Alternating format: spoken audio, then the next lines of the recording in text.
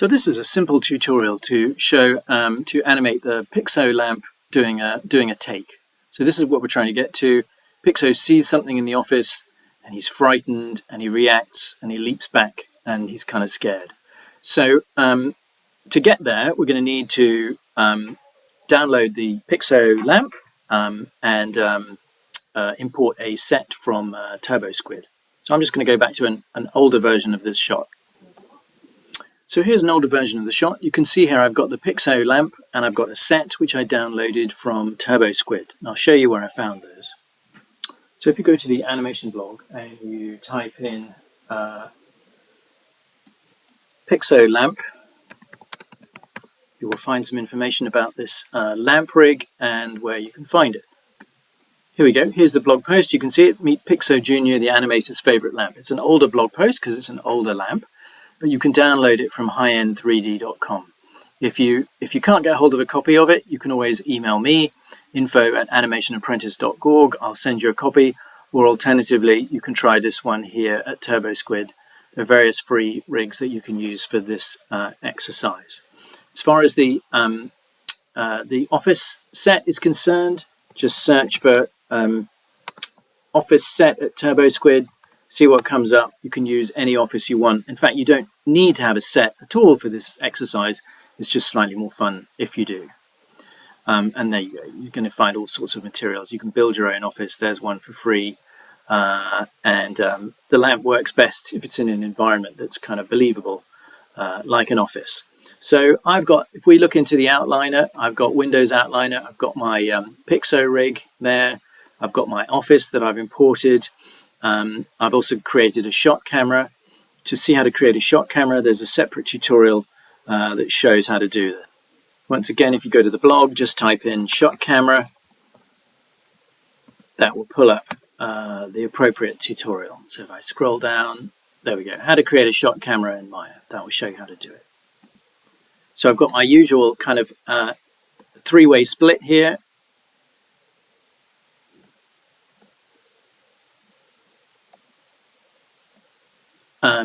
Which you can find by going panels, layouts, three-pane split top with the shot camera on the right, perspective view on the left, and also the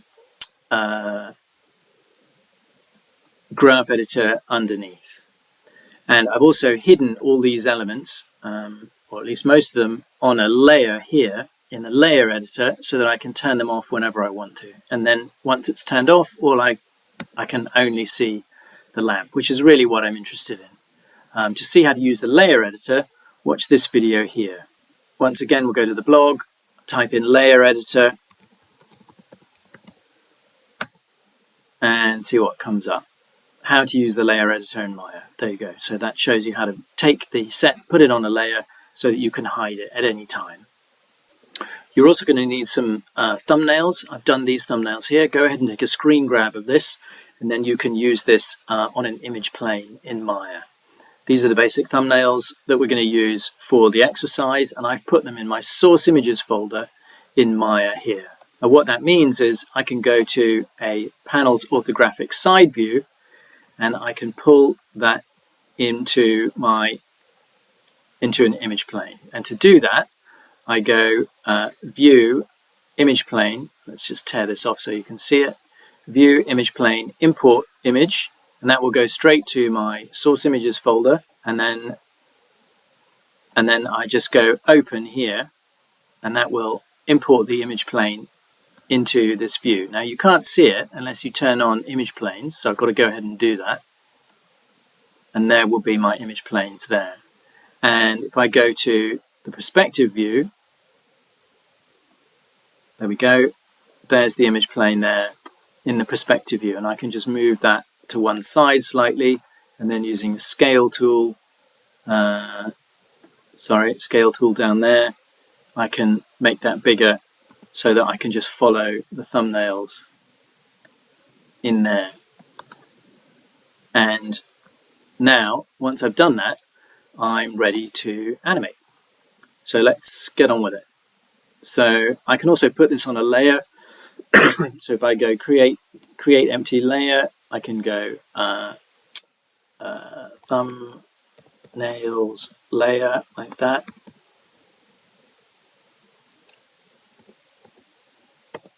And go save, select that, right click, add selected objects, and then I can turn those on and off anytime.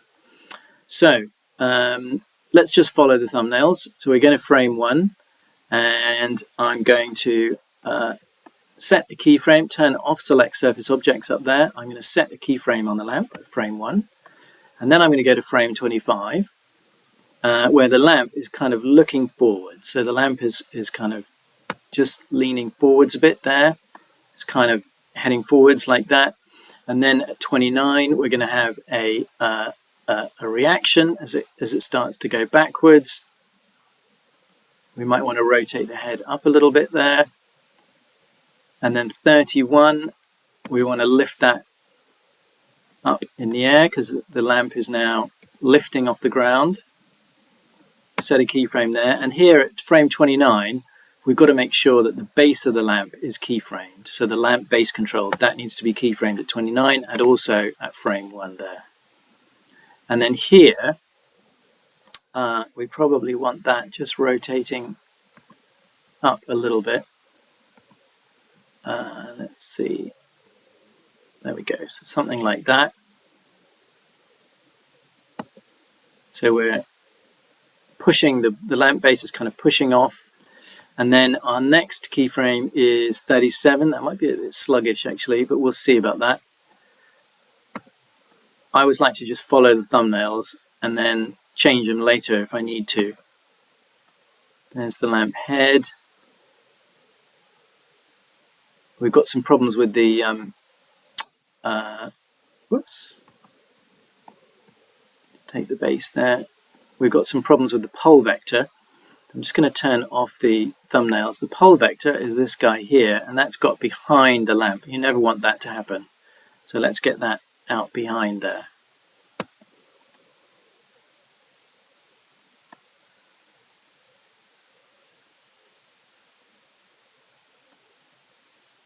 Whoops. Just did that on frame 36, which I didn't intend to do. Very easy to do that in Maya, just to keyframe the wrong frame. So we're up in the air in 37, but not too high up in the air. If I turn on my sets, I don't want to, yeah, I'm actually going too far there. I don't want to be, I just want him jumping backwards, but I want him to stay in the set. Ooh, what's happening there?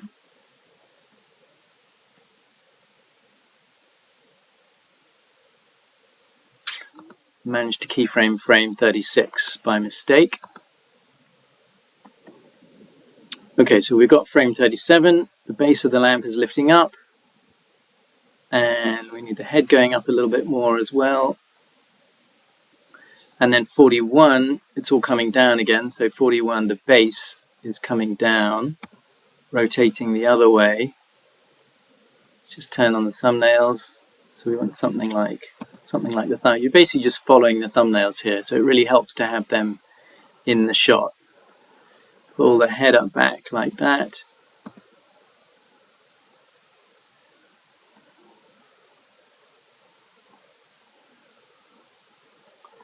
And then 45, we're going to bring the base down to the ground. So base down. So we want to be, translate Y, we want that at 0. Because we want you always want to start at 0. That's going to make it much easier to make sure that the lamp never penetrates the ground plane. These guys, these rotations should be at 0. All the rotations on the base of the lamp goes down. 45, the head is going down as well. What I generally do with these things is just do it. I just follow the...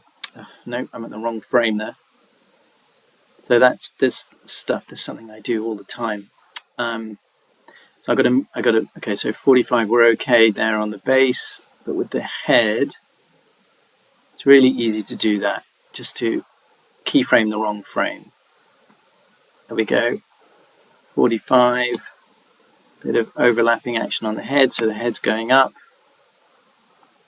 And then the head goes up a little bit, rotates, and then settle into the final pose. It's kind of going backwards, something like that. Okay, so let's see what we've got.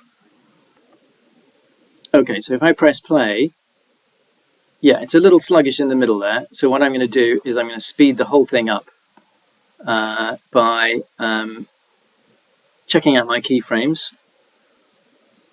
So this whole section in the middle here, this is really too slow. So I need to tighten up this whole section a lot. So I'm just going to move these keyframes to the left. So my thumbnails were kind of too sluggish, really. So let's try that.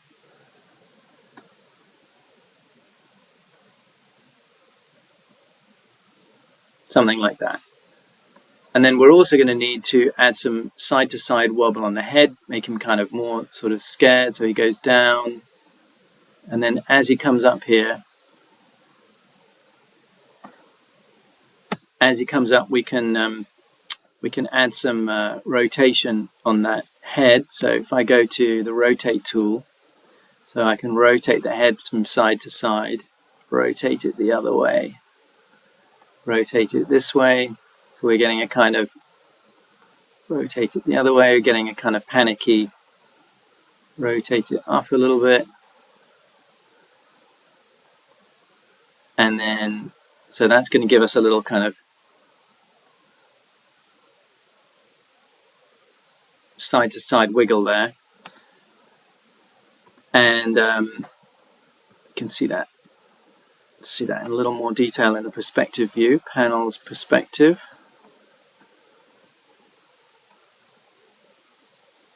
And we also want to add a little bit of wiggle on the on that pole vector at the back there. So we haven't really done very much with that, but let's just turn off the thumbnails for a minute. And I'm just going to move that a little bit closer. So what we want is, whoops, I did that again. Keyframed it on the wrong frame. Let's go to frame 37, where I keyframed it before. And what we want to do is, so when the lamp lands, 41, let's keyframe it there. And then let's give it a little bit of a kind of side-to-side wiggle there. So sort of what we're looking for is kind of like knees knocking. So really good side-to-side wiggle there. Kind of panicky, knees knocking.